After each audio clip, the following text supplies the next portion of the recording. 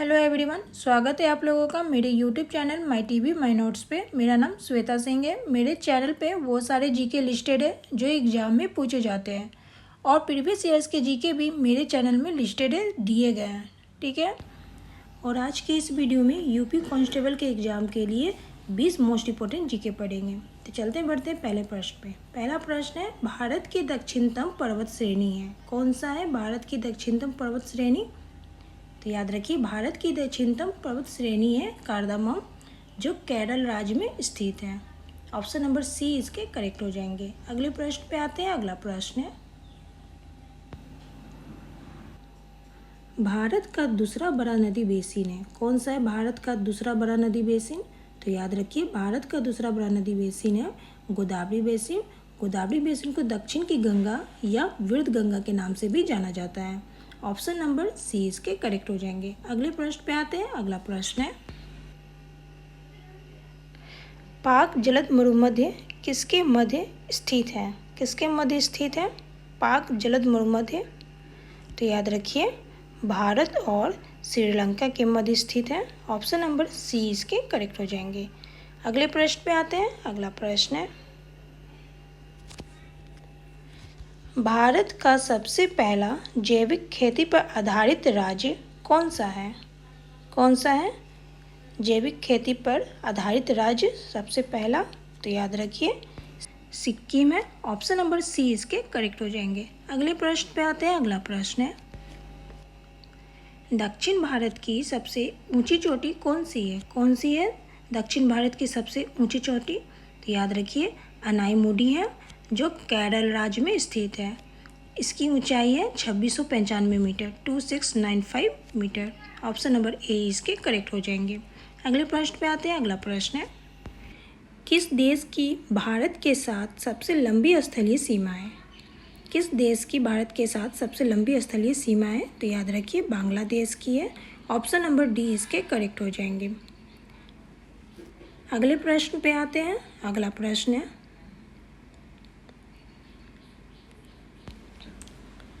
Silent valley परियोजना किस राज्य से संबंधित है? किस राज्य से संबंधित है साइलेंट वैली परियोजना? तो याद रखिए, केरल राज्य से संबंधित है। ऑप्शन नंबर सी इसके करेक्ट हो जाएंगे। अगले प्रश्न पे आते हैं। अगला प्रश्न है, चिपको आंदोलन के प्रणेता कौन है? कौन है चिपको आंदोलन के प्रणेता? तो याद रखिए, सुंदरलाल बहुगुणा है चिपको आंदोलन के प्रणेता। ऑप्शन नंबर सी इसके करेक्ट हो जाएंगे। अगले प्रश्न पे आते हैं। अगला प्रश्न है, अलकनंदा और भागीरथी मिलती है। कहाँ मिलती है अलकनंदा और भागीरथी? तो याद रखिए, अलकनंदा और भागीरथी मिलती है देवप्रयाग में। ऑप्शन नंबर बी इसके करेक्ट हो जाएंगे। अगले प्रश्न पे आते हैं। अगला प्रश्न है, भारत में अबरक का सर्वाधिक उत्पादक राज्य है। कौन सा राज्य है अबरक का सबसे अधिक उत्पादन वाला राज्य कौन सा है? तो याद रखिए, आंध्र प्रदेश है। ऑप्शन नंबर डी इसके करेक्ट हो जाएंगे। अगले प्रश्न पे आते हैं। अगला प्रश्न है, रेशम उत्पादन में भारत का विश्व में कौन सा स्थान है? कौन सा स्थान है? तो याद रखिए, द्वितीय स्थान है। रेशम उत्पादन में भारत का द्वितीय स्थान है और प्रथम स्थान है चीन का। ऑप्शन नंबर बी इसके करेक्ट हो जाएंगे। अगले प्रश्न पे आते हैं। अगला प्रश्न है, विश्व पृथ्वी दिवस कब मनाया जाता है? कब मनाया जाता है विश्व पृथ्वी दिवस? तो याद रखिए, विश्व पृथ्वी दिवस मनाया जाता है 22 अप्रैल को। ऑप्शन नंबर ए इसके करेक्ट हो जाएंगे। अगले प्रश्न पे आते हैं। अगला प्रश्न है, सौरमंडल का सबसे ठंडा ग्रह है। कौन सा ग्रह है सबसे ठंडा सौरमंडल का? तो याद रखिए, नेपच्यून है। ऑप्शन नंबर ए इसके करेक्ट हो जाएंगे। अगले प्रश्न पे आते हैं। अगला प्रश्न है, भारत के प्रथम भारतीय गवर्नर जनरल कौन थे? कौन थे भारत के प्रथम भारतीय गवर्नर जनरल? तो याद रखिए, सी राजगोपालाचारी थे। ऑप्शन नंबर बी इसके करेक्ट हो जाएंगे। अगले प्रश्न पे आते हैं। अगला प्रश्न है, बॉक्साइड किसकी कच्ची धातु है? किसकी कच्ची धातु है बॉक्साइड? तो याद रखिए बॉक्साइड किसकी कच्ची धातु है? तो याद रखिए एल्यूमिनियम की है। ऑप्शन नंबर डी इसके करेक्ट हो जाएंगे। अगले प्रश्न पे आते हैं। अगला प्रश्न है